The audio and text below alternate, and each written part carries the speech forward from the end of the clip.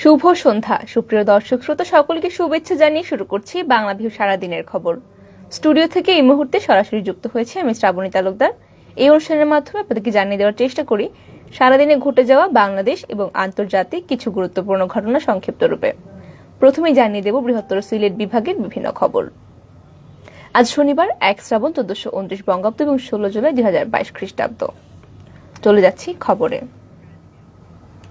হবিগঞ্জ সদর উপজেলার ফান্দ্রাল গ্রামে পুকুরের পানিতে ডুবে মোশাররফ হোসেন নামে 4 বছর বয়সের একটি শিশুর মৃত্যু হয়েছে।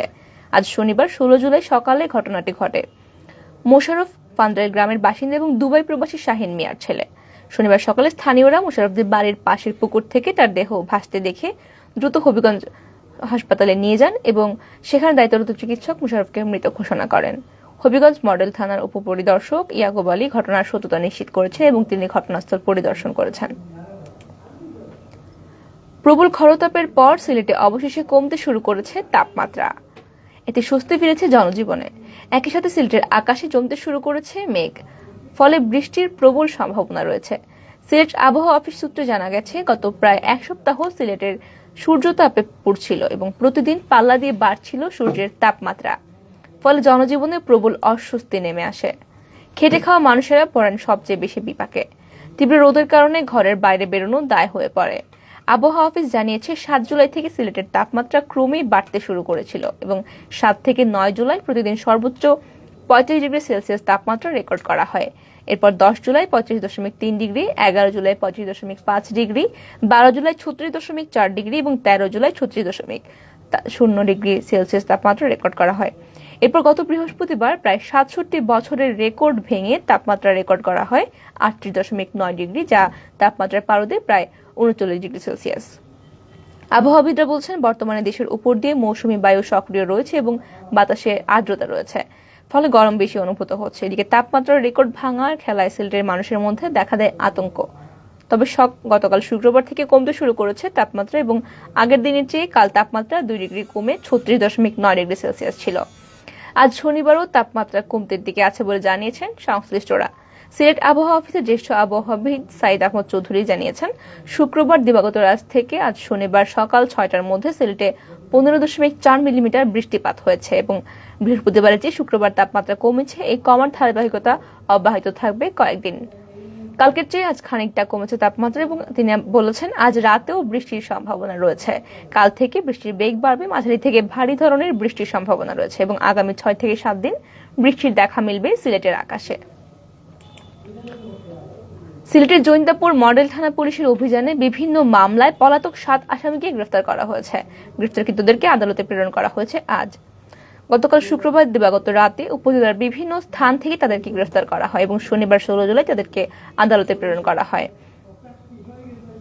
গ্রেফতারের সত্যতা নিশ্চিত করেছেন জৈন্তাপুর মডেল থানার ভারপ্রাপ্ত কর্মকর্তা ওসি গোলাম দস্তগীর আহমদ এবং তিনি বলেছেন জৈন্তাপুর থানা এলাকার আইন শৃঙ্খলা পরিস্থিতি স্বাভাবিক রাখতে উপজেলা জুড়ে বিভিন্ন মামলার আসামি গ্রেফতার অভিযান অব্যাহত রয়েছে। তার এই ধারাবাহিকতায় 7 পলাতক আসামিকে গ্রেফতার করা হয়েছে।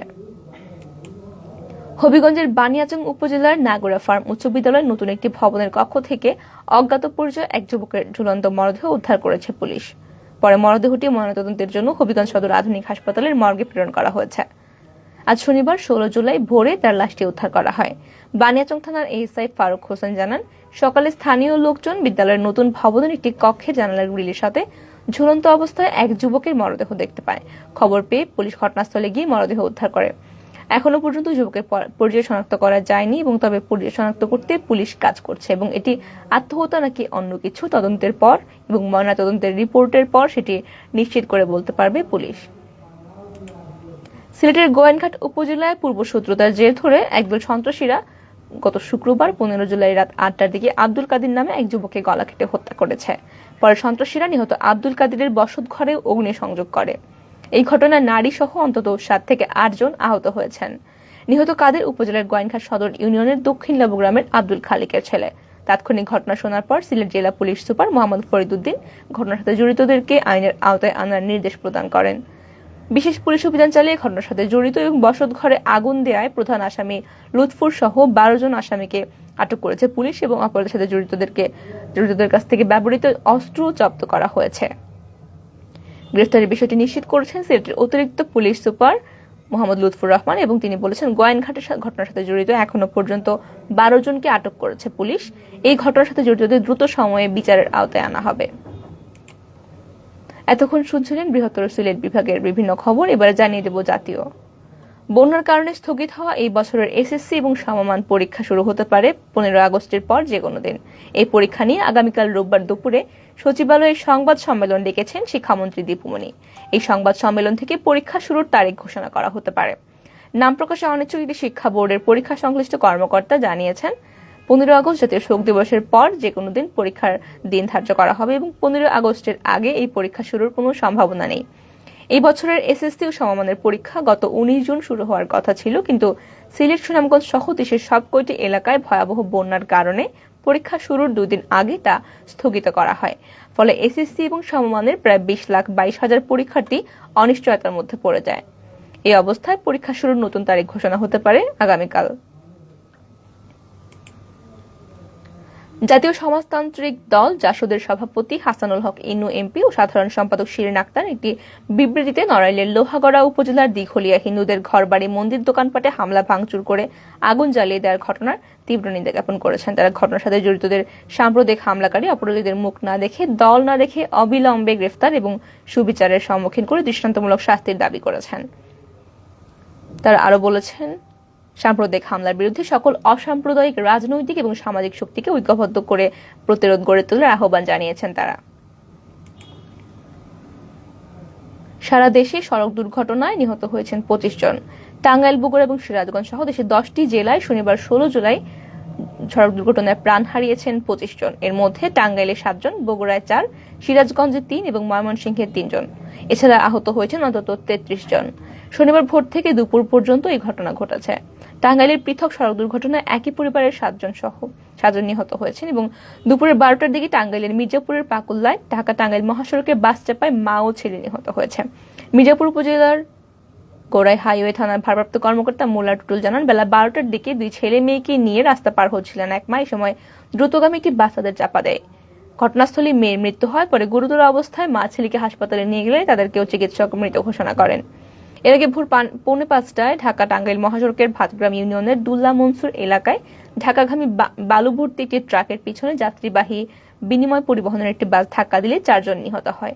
দুর্ঘটনায় বাসের কমপক্ষে 10 জন যাত্রী আহত হয়েছেন। তাদের উদ্ধার করে হাসপাতালে ভর্তি করা হয়েছে। ময়মনসিংহের ত্রিশালে ট্রাক চাপায় একই পরিবারের 3 জন নিহত হয়েছেন। অন্যদিকে বগুড়ার কালুঘাটে প্রাইভেট কার এবং পিকআপের মুখোমুখি সংঘর্ষে 4 জন নিহত হয়েছেন। এদিকে ভোর 4টার দিকে রাজধানীর শাহবাগ থানাধীন প্যান প্যাসিফিক সোনারগাঁও হোটেলের সামনে বাস চাপায় ইব্রাহিম বিশ্বাস নামে এক রিকশা চালক নিহত হয়েছেন এবং বেলা 11টার দিকে কুমিল্লা সিলেট মহাসড়কের ব্রাহ্মণবাড়িয়া সদর উপজেলার উজানশিশায় সিএনজি চালক এবং অটোরিকশা প্রাইভেট কারের মুখোমুখি সংঘর্ষে বিলাল হোসেন নামে একজন এবং অটোরিকশা চালক চান মিয়া নামে 2 জন নিহত হয়েছেন এবং এই ঘটনায় আহত হয়েছেন আরো 4 জন। এতক্ষণ শুনছিলেন সারা দেশের বিভিন্ন খবর। এবারে আন্তর্জাতিক। অবশেষে আন্তর্জাতিক বাজারে জ্বালানি তেলের দাম কমতে শুরু করেছে। করোনা মহামারীর পর রাশিয়া এবং ইউক্রেন যুদ্ধকে কেন্দ্র করে বিশ্ববাজারে জ্বালানি তেলের দাম হু হু করে বাড়তে শুরু করেছিল। ছাড়িয়ে গিয়েছিল অতীতের রেকর্ড এবং দেশে দেশে জীবনযাত্রার মান বেড়ে গিয়েছিল এবং যার প্রভাব পড়েছিল মূল্যস্ফীতিতে। জানা গেছে, মন্দার আশঙ্কার মধ্যেই ব্রেন্ট ক্রুডের দাম চলতি সপ্তাহের শুরুতে $100 নিচে নেমে আসে। গত 5 সপ্তাহ ধরে আন্তর্জাতিক বাজারে তেলের দাম নিম্নমুখী এবং ক্রুডের দাম দাঁড়িয়েছে $97.69 এবং যুদ্ধের শুরুর দিকে ব্যারেল প্রতি দাম বেড়ে দাঁড়িয়েছিল $139। তারপর ধাপে ধাপে দাম কমতে শুরু করে। এদিকে মূল্যস্ফীতি নিয়ন্ত্রণে দেশে দেশে বিভিন্ন পদক্ষেপ নেওয়া হয়েছে, যার মধ্যে অন্যতম হল সুদের হার বৃদ্ধি। তবে এমন পদক্ষেপে অর্থনৈতিক মন্দার শঙ্কা প্রবল হচ্ছে। ইউক্রেন রাশিয়া সেনাদের আক্রমণের পরিপ্রেক্ষিতে জ্বালানি তেলের দাম $100 ছাড়িয়ে যাওয়ার আশঙ্কা প্রকাশ করেছিল বাজার বিশেষজ্ঞরা। স্পেনে প্রচন্ড তাপপ্রবাহে 84 জনের মৃত্যু ঘটেছে। কার্লস এবং স্বাস্থ্য ইউনিটের স্পেনের স্বাস্থ্য মন্ত্রণালয় তথ্য জানিয়েছে। জুলাইয়ের 10, 11 এবং 12 তারিখ এসব মৃত্যুর ঘটনা ঘটে। এই সময় দেশটির বড় অংশ জুড়ে তাপমাত্রা ছিল 40 ডিগ্রিরও বেশি।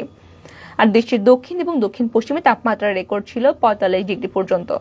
চীনের রাষ্ট্রীয় বার্তা সংস্থা সিনহুয়ার খবরে বলা হয়, দাবদাহ আগামী সপ্তাহ পর্যন্ত অব্যাহত থাকবে এবং মৃতের সংখ্যা আরও বাড়তে পারে বলে আশঙ্কা করা হচ্ছে। স্বাস্থ্য মন্ত্রণালয় জানিয়েছে, চলতি বছরে এটি স্পেনের দ্বিতীয় দাবদাহ। প্রথমবার 11 থেকে 20 জুন দাবদাহে সারা দেশব্যাপী 829 জনের মৃত্যু ঘটেছিল। তখন তাপমাত্রা ছিল 44 থেকে 45 ডিগ্রি সেলসিয়াস। দেশের কর্তৃপক্ষ মানুষকে বেশি করে পানি পান করতে, অতিরিক্ত ব্যায়াম থেকে বিরত থাকতে এবং যতটা সম্ভব বাড়ির ভিতরে থাকার পরামর্শ দিয়েছেন। সুপ্রিয় দর্শক শ্রোতা, আপনারা এতক্ষণ শুনছিলেন সারা দেশ এবং বিদেশের বিভিন্ন খবর। শেষ করার আগে জানিয়ে দেব সারা দেশের করোনা ভাইরাস পরিস্থিতি। দেশে করোনা ভাইরাসে আক্রান্ত হয়ে গত 24 ঘন্টায় 5 জনের মৃত্যু ঘটেছে। এই সময় করোনা শনাক্ত হয়েছে 1007 জনের। আগের দিন করোনায় 2 জনের মৃত্যুর কথা জানিয়েছিল স্বাস্থ্য অধিদপ্তর। এই সময় করোনা শনাক্ত হয়ে 1051 জনের এবং আজ বিকেলে স্বাস্থ্য অধিদপ্তরের সংবাদ বিজ্ঞপ্তিতে বলা হয়েছে, গত 24 ঘন্টায় 7351 জনের নমুনা পরীক্ষার বিপরীতে করোনা শনাক্তের হার 13.70। আগের দিন এই শনাক্তের হার ছিল 11.55। এখনো পর্যন্ত দেশে মোট করোনা শনাক্ত হয়েছে 19,95,440 জনের। করোনা থেকে সুস্থ হয়েছেন 19,22,977 জন এবং এখনো পর্যন্ত করোনায় মারা গেছেন 29,230 জন। সর্বশেষ 24 ঘন্টায় মারা যাওয়া 5 জনের মধ্যে 4 জনই ঢাকা বিভাগের, বাকি 1 জন চট্টগ্রাম বিভাগের বাসিন্দা। উল্লেখ্য, বাংলাদেশে প্রথম করোনা সংক্রমণ শনাক্ত হয় 2020 সালের 8 মার্চ। এরপর থেকে এখনো পর্যন্ত দেশে করোনা সংক্রমণের চিত্র কয়েক দফায় ওঠানামা করেছে। গত বছরের শেষ দিক থেকে ফেব্রুয়ারির মাঝামাঝি পর্যন্ত করোনায় ওমিক্রনের ধরনের দাপট চলে। এরপর সংক্রমণ কমতে থাকে। গত মাসের মাঝামাঝিতে দেশে আবার করোনা সংক্রমণ বাড়ে এবং ডেল্টা ধরনের আবির্ভাব হয়। গত সপ্তাহে বিশ্বে নতুন করে 57 লাখ মানুষের করোনা শনাক্ত হয়েছে এবং যা আগের সপ্তাহের চেয়ে 6% বেশি। তবে গত বছরের তুলনায় করোনায় মৃত্যুর সংখ্যা এবছর কম। সুপ্রিয় দর্শক শ্রোতা, আপনারা এতক্ষণ শুনছিলেন সারাদিনের বিভিন্ন খবর। সঙ্গে থাকার জন্য সকলকে অসংখ্য ধন্যবাদ। সবাই ভালো থাকুন, সুস্থ থাকুন এবং চোখ রাখুন বাংলা ভিউয়ের পর্দায়।